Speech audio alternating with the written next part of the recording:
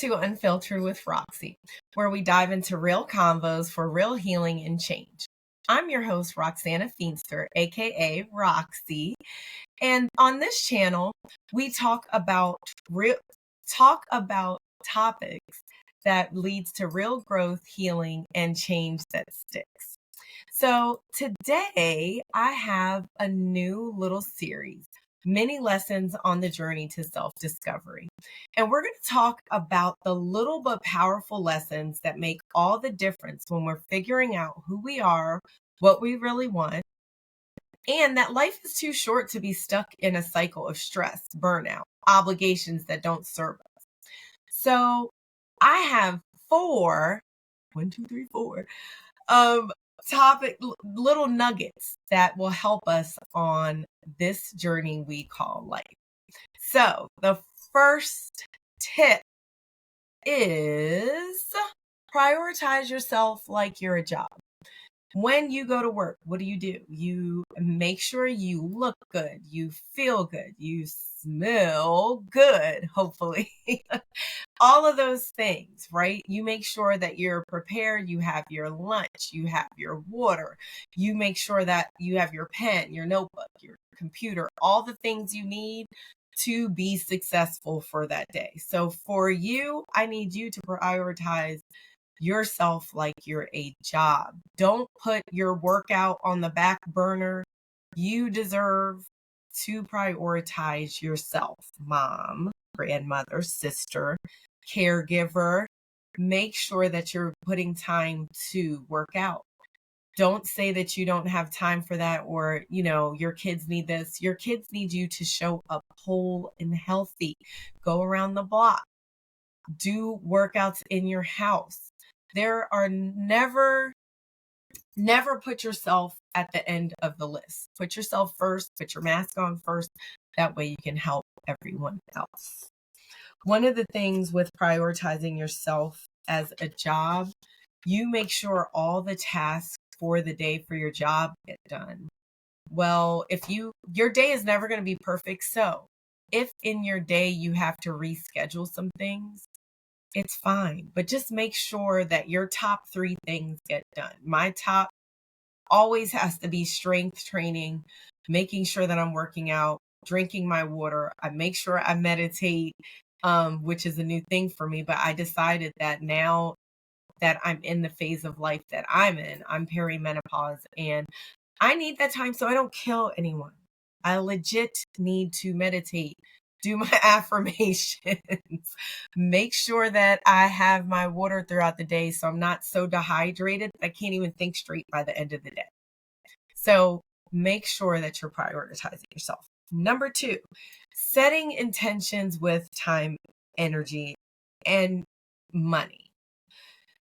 This leg of my journey, I have realized that I need to be more intentional. I can't say that I don't have any energy to do X, Y, and Z, because I do have a lot of energy. There are times where I'm like, I literally can probably vacuum the ceiling right now.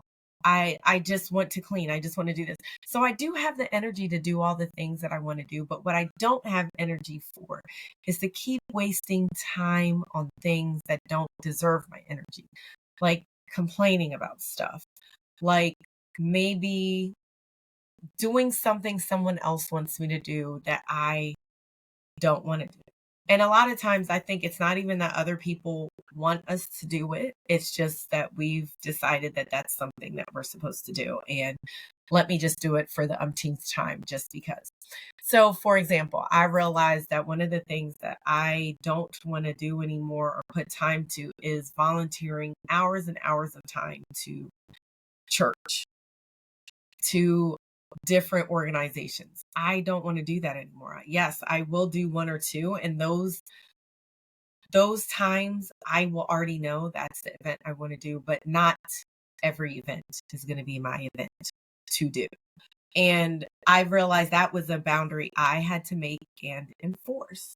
So maybe take time to sit down with yourself, talk to yourself, say, self, is this really what you want to waste your energy on? I'm going to have to spend my energy on something. Is this what I want to spend my energy on? The other thing that I said was money.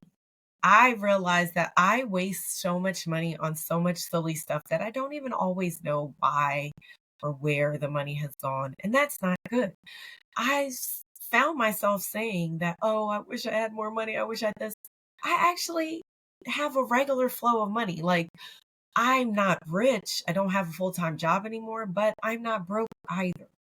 And I have resources. I'm not out on the street. I don't know why I'm so tight with money, with what I'm doing with my money, because I don't have to buy large amounts of food anymore. I don't have to travel a long distance to my job. I do have to drive, but yeah, it's not where it's so much gas that I'm just broke off of my travel. And I just had to think, like, I'm wasting way too much money on lunch, on, I don't even know, maybe TJ Maxx. I'm gonna have to go through a deep dive on my debit card to see why I did not have any money for the past couple of weeks, because it doesn't make any sense. So what I realized is, how am I spending my money? I need to be accountable for that. And one of the things that I learned from one of my friends is, I remember vividly her son had asked her something like, "Oh, why can't we get this or this?" And she was like, "Son, my money, I that's not what I planned for my money. Every one of my dollars has something that I intend to do with it." And I remember being like, wait, you can say no to someone when they ask you, especially your kid. And then also, wait, your money, every dollar you already know what you're going to do with every dollar. Like, that to me, that was power. That was agency over your resources. So that's tip number 2. Make sure that you are putting your time, energy and money to what you've purposed them for. If it doesn't add to your growth, your joy, or your peace, stop putting into it. Okay, so number 3, and I just realized this recently for a lot of different reasons. I have been married for 25 years, and my husband doesn't really bug me about working or not working, other than, yes, I want you to work so we're not broke. But I don't know why, because he doesn't need my money. But he's like, doesn't care. But I found myself like trying to explain to him about why I'm moving the way I'm moving, trying to find another job. And he was like, no, I understand why you're doing the things you're doing and why you've chosen that. Like, it's time for you to grow. It's time for you to be able to finish your degree and do what you have to do. So it was like, why do we feel like we have to explain that? We need to get to a place where, even if he did need an explanation, it's fine. I needed to quit and do the things I needed to do for me to grow in this season. We shouldn't feel like it has to be an explanation. And sometimes you're not going to know the explanation until afterwards. Like, oh, it makes sense now. 2 plus 2 is 4, because if I didn't do this, if I wasn't here at this place. So we have to stop being to the point where we think everything needs an explanation to quit. You can quit a relationship, you can quit a job, you can quit a situation, you can quit your church if you don't like it, okay? You don't have to stay there. We can move past things and be like, it's just not a good vibe. That's what Coach Mandy says. It's not a good vibe. Keep it moving, right? One of the things that I had talked to my friend about is that, like, we have ideas of what we want to do, but sometimes it's not the thing that we should be chasing after. It's not the thing that we should be wanting to do. And it could be just because society or a group of friends are saying, this is an acceptable thing. This is what you should accede to. Like, you should want to work at this job. No, you could say no to that top tier thing and not have a reason. Just know in your spirit it's not for you. And one of the things that I think, as an adult, a mom of adult children, that I had to remember is, our kids are not emboldened to what we think is supposed to be on their life. So if you have a child that's a lawyer, if you have a child that's a doctor, they don't have to stay there forever, y'all. They don't have to give us a reason of why they don't want to do it. I mean, it'd be nice for our brains to have that as a reason, but at some point in time, our kids may be like, I just want to be a fry cook like SpongeBob, mom. And we have to be okay with that. We shouldn't, even when they're little, we shouldn't make them have to have explicit reason of why they do or do not want to do things. Now, what I will say is, when our kids are little, we want to encourage them and be empowering them. Like, why don't you want to go down the slide? Is it because you're scared? Don't be scared, because I'll be here to catch you. And even in the greater scheme of life, that's why I was able to do so many things, because I had people to catch me. I had my mom to catch me. I had my husband to catch me. My kids, best catchers ever, because when they catch me, they don't make me feel bad. They'll be like, Mom, we know you fucked up, but we love you anyway. Or they'll be like, you weren't fucked up in that situation and we still love you. The point is, like, I've been able to do as much because I have been able to jump and fall, or jump and spring, or jump and do other things. But we really need to get out of getting people in this thing of why. One of the great teachers for me in my lesson has been death. I just talked to my husband about this, and it's because death taught me that time is finite. Time is short on earth. So the things that I really want to do, I need to go at them hard, right? Another teacher for my family has been cancer. Cancer is heavy. So that's taught us, get your shit together. You got to move forward. You can't be talking about, oh, we're going to go on this trip. Let's go on the trip now. That has really exponentially made my husband and I, and even my kids, think about life in a more intense, more focused way of spending time together, focused way of getting out of stuff we don't want to do anymore. So I think make sure that for number 3, you don't need a reason to quit the relationship. It could be because of anything. Could be because, I don't know, one lady said she got a divorce with her husband because she didn't like the way he was making fun of Taylor Swift's situation. It was a little bit deeper than that, and I understood her thought pattern. And I think we need to do things like that more often. See the writing on the wall and get the hell out of that situation. Get out. All right. So number 4, stress is not a requirement. Stress on your job, for your family growth, for anything that you want to do, that's not a requirement. That is not something that has to be. One of the things that I realized is you don't have to work like a dog every day to make money. You can actually make a choice that you don't have a high stress job. You can make a choice that it's okay not to be the high powered, whatever, executive assistant, doctor, lawyer. You can still do those things at other places that don't have that stress or don't have that intensity.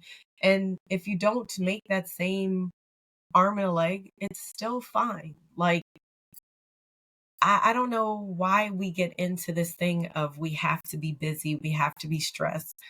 Our kids don't have to be in all the things, y'all. It's okay for the kids to just be in 1 or 2 things, and for mom and dad to have their 1 or 2 things. It doesn't have to be all or nothing. It shouldn't be everyone is stressed out for this one thing. And I think our mindset has to change with that. That would make families a lot happier if we all took a deep breath and knew we didn't have to have all the designer stuff. We could just get 1 or 2. We can all decide on what that thing is and be fine with it. I can get, I love Dolce Vita shoes, and some of their shoes for me was really expensive. And then I remember my husband being like, I mean, it's fine if you want to get good shoes. I mean, you're going to use them. They should always be comfortable. So get out of that thing where you can't spend money on your shoes, can't spend money on your clothes. Get your one or two good pieces and be happy. And I also, through the pandemic, when we were all home and I had time to dream about what I wanted my wardrobe to look like, I took the time to go through Banana Republic, Old Navy, my two best stores that I just love all their stuff. And I know the cuts that fit with me. Well, the jeans at American Eagle. Like, I already know those things. So I had stuff. I got rid of the stuff I didn't like. So at one point I only had stretch pants and a t-shirt, but I built my wardrobe up. And now it's like I had to go somewhere today and I had this nice little shirt that I could wear. You can't see it if you're not on YouTube, but I just think we need to spend and be intentional with the things that we want to do and not be so stressed out to the point where we can't enjoy it. Like, you can enjoy a job and not be stressed out. Right now, I'm an administrative assistant and I'm not stressed out every day when I go to work. Yes, there's days when we have maybe 10 cases at a time, but it's like there's spurts. Then we can still read. We can reorganize the office. Like, it's not a stressful job and we get paid well. I don't think we need to think it's all or nothing. And there's some people that love that. I'm just not built like that anymore. I have gone through several different phases where I love to be busy, but I want to be busy for the things I want to be busy for. And I do have energy. I'm putting it towards the things I want to do. So having a stressful job is not a necessity. So some of my final thoughts are that you can do all the things that you want to do. You just got to prioritize what you want to do. Prioritize yourself. Set your intentions about your time, your energy, your money. You don't need a reason to quit. And the last one, stress is not a job requirement. Those are things that'll help us on our journey in life to not feel so overwhelmed. We can't be at a point of overwhelm and try to be masterful at our life, right? So those are just a little bit of the things that'll help us keep our joy, keep our light, keep our creativity, keep the love for the life that we live. So I just wanted to say that I am sending you lots of love so that you can see yourself with the eyes of compassion, through the eyes of compassion, and light so that you can see the way that you're supposed to take on your journey. Love y'all. Thanks for listening and joining me on this podcast. Bye.